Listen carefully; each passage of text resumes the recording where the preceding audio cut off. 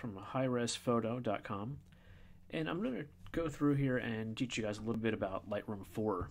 And there's some other videos on the internet that give you a pretty good example, but I'm going to try to give you guys sort of a breakdown through what the tools are, how to get photos in, and that kind of stuff. And so this is the first video that we're going to put out. We're going to do these in stages. We'll go through Photoshop and then how you put an image from Lightroom into Photoshop, and what the difference is between the two of them. So we'll get there. So for this one right now, as you can see, we have this lovely hibiscus flower that we got up at the Longwood Gardens, DuPont Family Gardens, that is up in Pennsylvania. And so this is a pretty good image. It could be a little bit clearer. There's a little bit of a camera shake there, and you get crowds rushing by back and forth. So there's a little post processing that I want to do to this. I want to brighten up a little bit of the flower. You can see areas right here that's a little bit dark. I want to maybe tone down the background a little bit here to make this red really pop forward. And so I'm going to show you what you guys how to do this. Now the first thing that you're going to do is you're going to plug in your memory card. Sometimes, depending if this is on a Mac, I'm not sure how PC really works anymore, but you put it in. Sometimes it might prompt up iPhoto, but whatever the case may be, you just put it in and start up Lightroom 4, and it should automatically pop up over here on the left hand side. And you're going to come in here and it'll give you a list of photos down the bottom here, or it'll put them in this main area here, and then you can see what images you have, and you can select the ones that you want. Or what I usually do is deselect all of them and then go back through and pick the ones that you want, because not every photo is going to be a keeper. So once you pick the photos that you want, once you do that, you're going to hit import, and it'll put them across the bottom like you can see across here.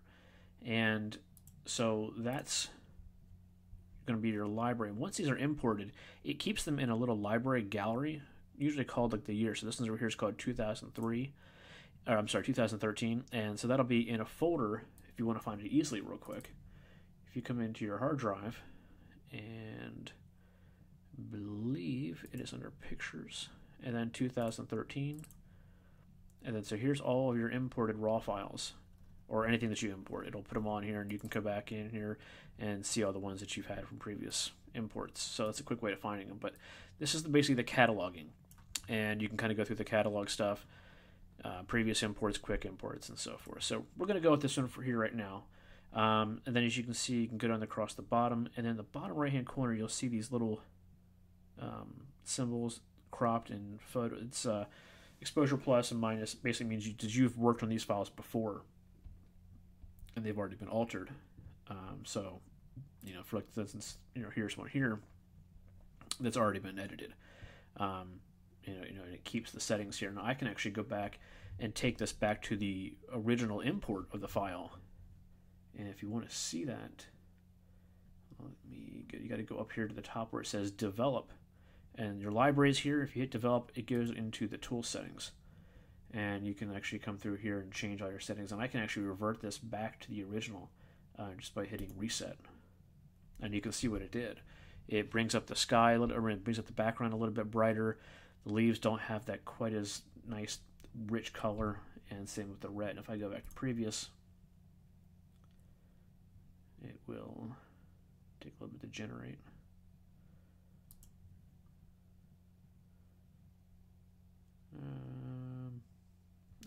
It's taking too long. We'll forget it. We'll do it later. Anyway, so let's go back to the flower here. So now that we're in the develop task, at the top of the bar, and you can collapse that however you want, just to get a little bit more room.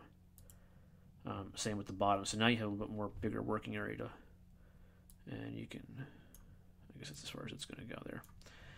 Okay, and if you hit the tab, it'll actually go full screen, but you won't have your toolbars to work with.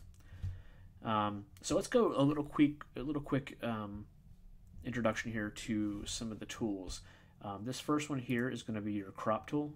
If you wanted to, you could pull this down, however you wanted to crop it, and then just hit done.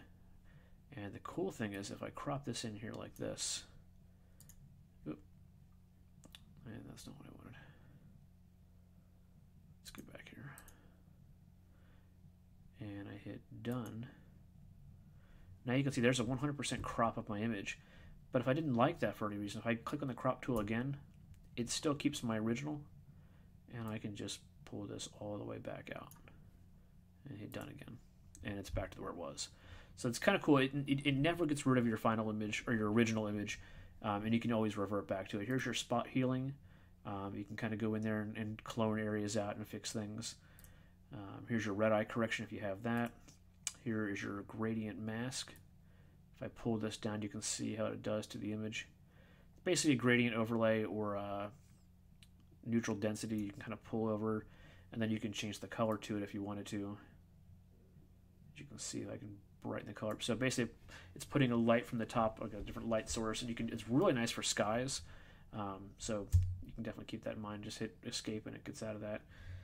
The same commands work in Photoshop. So if you hit, I believe it's Command Z on a Mac, and I want to say it's either a Control or Option on a PC. And you can get back to the way it was. And then this is your brush tool.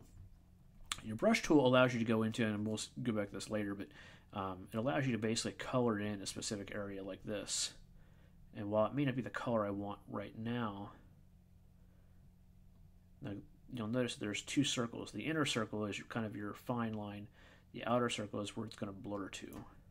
So let's say if I had that, for instance, I could actually, just that area is what's going to be affected. So now I can lighten that specific leaf up and really intensify that leaf, but only in the area that I selected.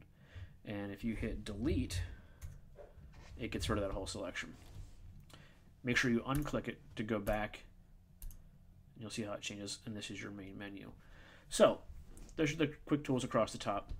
Obviously you have your histogram if you want to start messing with that. I don't prefer to edit with that, but some people do. So now you have your white balance, and over here you have a little selection tool. You can change it by auto, and you can see what it does there. Daylight, cloudy, shade. You have tungsten if you're in a studio, fluorescent lighting if I used a flash, and custom.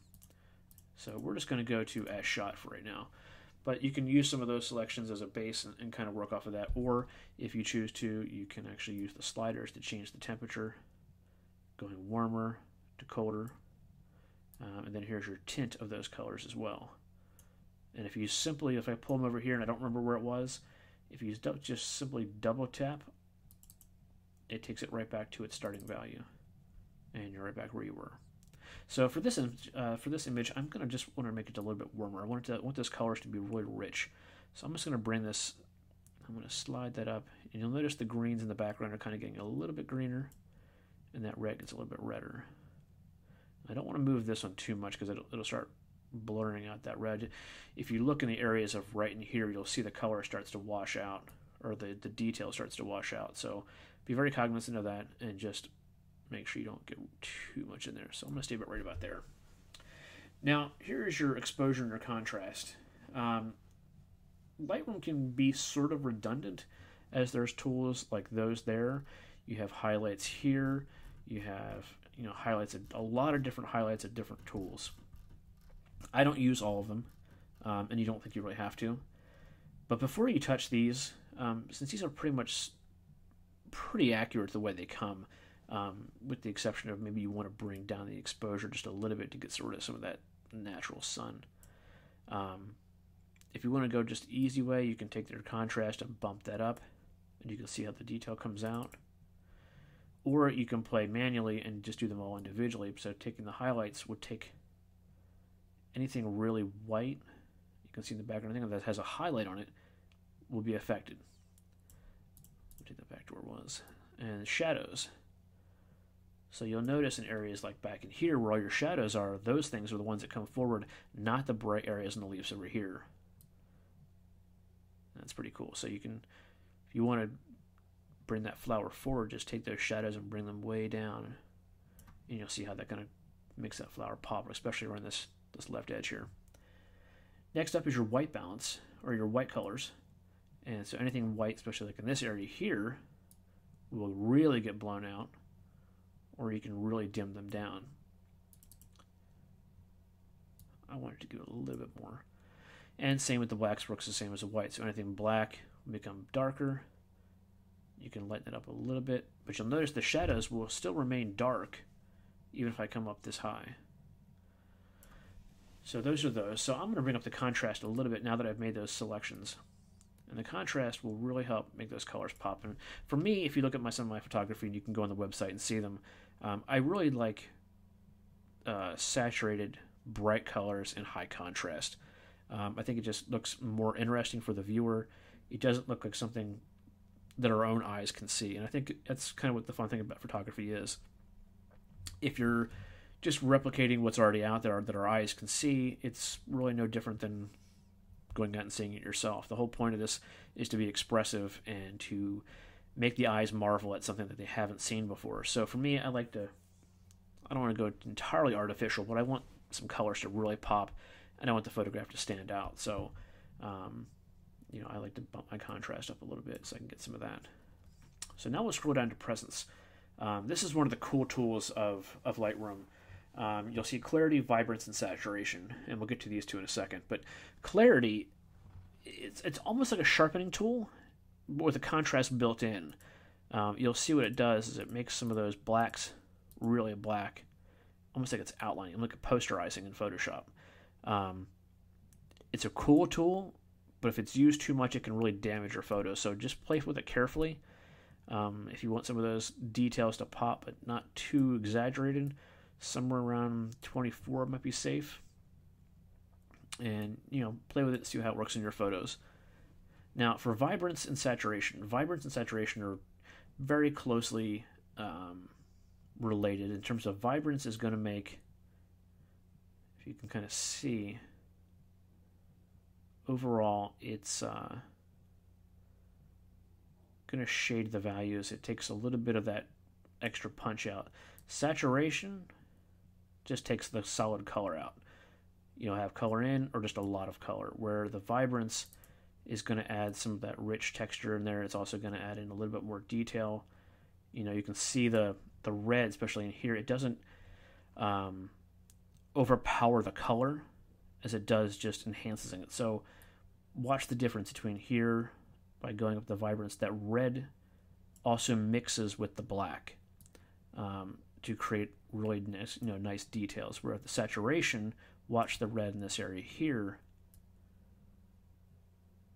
You can see how it almost starts if I bring that vibrance down. Especially up in this area here, you start to lose the detail because the color overtakes the details. So I tend to use the vibrance more. You see, I can go all the way up and those details still stay in there. So I tend to use the vibrance more. If I want a little bit more color, I'll go with the saturation, but not too much. So I want to bring this down to about here, and that should look nice. Tonal curves, if you want to use the curve tool, it's just like it is in Photoshop. You can bring these up on an S curve. Bringing your darks down. But so you can undo, and it takes it right back to where it was. And the highlights, it's basically controlling the curve more accurately by numbers if you choose to do it that way.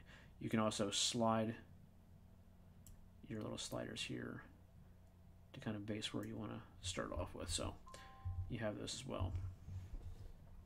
Now, here's some of the cool tools down here. You start going into the color. Now you have your hue, which can take a magenta color and turn it into an orange color. This mixes the colors. This is changing the values or changing the hue of it. Again, we have saturation, which selectively, instead of doing an overall saturation, now you can kind of come in and say that red flower, I don't want it to be red.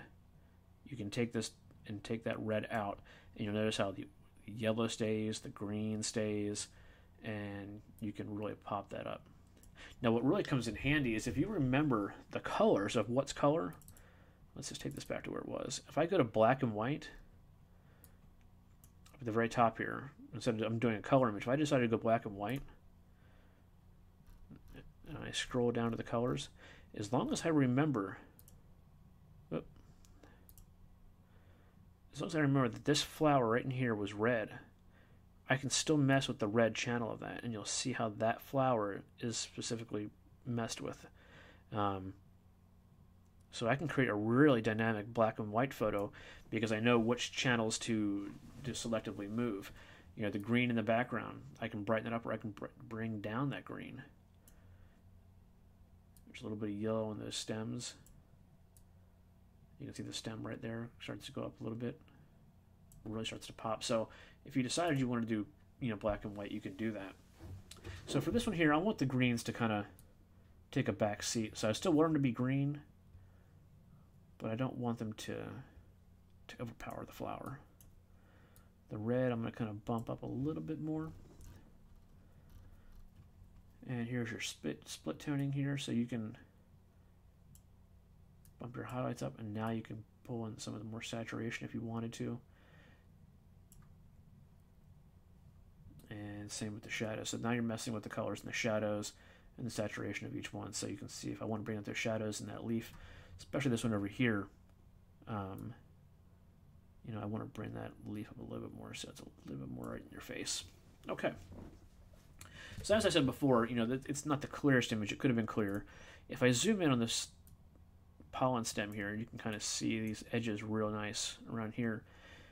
Over here in your detail panel, you know, you can pan out here and go into this area here, which is essentially what I'm looking at. So I want to match that up there. So now I can pan out. I can see over here. Your sharpening will obviously sharpen your image, but you have to be careful with it because it can also destroy your image just like any other tool. Sharpening is an algorithm that basically pulls the pixels around edges and tries to bring them together to create a harder, straighter edge. If you're not careful, it can create just a mess and make your image look like it's almost like it was been cut out of paper. So you want to be careful not to overdo it. And I'll kind of show you the difference. You know, if you kind of pull it up a little bit here in this area, I'm going to pull it up here since it's a little bit larger for you to see. If we sharpen it, go one notch, you'll also see that it starts to bring out a little bit more noise. If you look right in this area here, you'll start to see some noise. So I pull it back, the pixels start to fade in you know, inside of each other. And if I pull it here, you'll start to see some noise. If I do it again, you'll start to see it start to begin to spread out. Now I'll go all the way, and now you can really notice the noise. I mean, it's extremely noticeable. But if I pull out, you know, it's less noticeable. So I usually keep it around 66 is, you know, maybe 70 is the max. Depending on the quality of your image, how, you know, how many megapixels it is and how large, and you know, varying factors of, you know, let's say your image is going to be printing up by 8 by 10, you're really not going to have that much, you know, difference if you're using something like a D70-100, which is a 24 megapixel camera, or maybe even a Nikon D8, which is a 36 megapixel. You're not going to notice this getting that close in the details because they're going to be so compressed. But for larger prints, I mean, you will begin to notice some noise. So just be cognizant of that. You know, the sharpening tool is great, but the less sharpening that you have to do, the better. Definitely try to get a clear image when you're shooting as opposed to having to do it in post-production, just because you can start getting some things like this, artifacts and stuff like that showing up. And there's also a tool in Photoshop that we can do, and I'll show that again later, that's using an unsharp mask, but that'll be in a different video. So let's go ahead and we can bring this radius tool down here, and that affects how far this picture is going to go out here. And the detail, you can see it creates how much noise is going to be created by that. Now you can also use noise reduction, and I'm going to create a lot of noise here just so you can see it, mainly over here. If you use the noise reduction and pull it up, basically what it's doing is it's blurring the image. Taking it all the way up, it's almost like it's a watercolor effect from Photoshop. You can start to see the lines going around, squiggle lines here. It looks almost like painted. Again, pull it out, you really don't notice too much of it, but right in here you start to notice it. So I pull it back. Just be careful with these kind of tools. The sharpening and the noise reduction are probably two tools that photographers really try to stay away from. We try to concentrate more on getting a clear image the first time and using the Lightroom and tools like this to help color correct images and give them a more natural or enhanced look. The sharpening tools, again, can really ruin your photograph. So just play with it sparingly, and we can do it that way. So as we go down here, you have your lens correction. Now, depending on what lens you shot, you'll notice that the image has a little bit of a bend to it. And if I click the button to enable my camera's profile, it recognizes that I have a Canon here, a Nikon here, a Nikon Nikkor lens, and the profile is using Adobe Profile, and it straightens the image out. You can see how it kind of bends using the profile. It pops it open. Sometimes it can change the colors, so if you click it on or off, you might want to see how the colors are affected after you click it. Sometimes you might want to just turn it off. And then the next section is highlight and post-crop vignetting. This is a nice little tool that if you want to kind of put more emphasis on your main image here in the center, you can kind of darken the corners and give it that vignetting look. If you slide it just slightly back, you'll see the edges start to darken up a little bit. You go too far, it starts looking really fake. But if you start doing it right about here, you can go through there and it looks like that. Now keep in mind, this image here was not color corrected because I just didn't care for it, and that's why I never really used it. But it was a bad photograph for me to be good enough for me to show you how to correct certain issues. Honestly, I wouldn't use this putting on the web. I have better ones, but it's a good example as how to correct small little things that might be wrong. And here's your camera calibration. Again, we're back with the colors and stuff like that in the background. So that's pretty much the entire program, guys. I mean, you can go through the entire thing and mess with all these little tools. There's a lot of different variations for highlights and shadows and colors. You'll find your mix, you'll find your balance, and you'll find that the tools that work best for you aren't necessarily the tools that work best for somebody else. What I do works for my style. It works for what I like to do and present. It may not be what's for you, but at least you know what tools do what. I know sometimes you buy these new programs or you download them and you want to figure out, well, what does what and how do I work.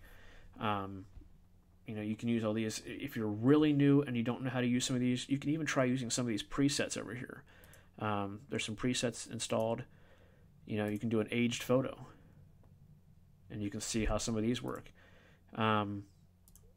If you want something that's just boom, these are just examples that you can kind of go through if you want a quick thing, and you're not all into the tech of how to use these programs like Photoshop and Lightroom. These presets are pretty cool. You might find some that you really like. So you have black and white presets and a lot of different things like that. So if you're getting started, you can definitely try those out, and then come over here and see what you can do with it. I think you'll have a lot of fun with it. Now there's different things that you can go through. I mean, here's some examples of some of the shots. Some of these don't have the symbols on them, are just ones that I shot and just didn't want to do anything with. Here's the hibiscus that I actually chose to go with. I think it had a little bit better bokeh in the background. The leaves, I mean, these are actual real, and they look so plastic, they look fake, but they're actually real. And you can see the clarity when it focuses, how clear this came out. And this has no sharpening on it. And you'll notice, because there's no artifacts around the edges of it, you can actually see the hairs as part of the flower. So this is an example of shooting something clearly as opposed to the one I showed you before. Same with this one here. And, there's some, here's an example of a cheetah that I took that I kind of messed with back and forth. And, the original one that I think is on my website is a lot more intensifying in the green colors, almost to the point where this white color in the hair in here actually turns aqua. And some people love it, some people hate it. They think it's too over-processed. They think it's too saturated with color. Personally, I liked it. And, when it's your own photographs, I think that's all that really matters, is you want to make what you like. You're not going to please everybody, so don't try to work to somebody else's specifications and what they like. If you like a heavy intensified greens and bright colors, go for it. If you're a much more naturalist and you want pictures that you took that look nice, you just want to sharpen them up a little bit and present them as is, that's fine too. That's the best thing about photography is it's your own interpretation of what you see. And so that is Lightroom, guys. Now I'll probably do another tutorial here soon, showing you a little bit more about what you can do in here, and then how to take this into Photoshop.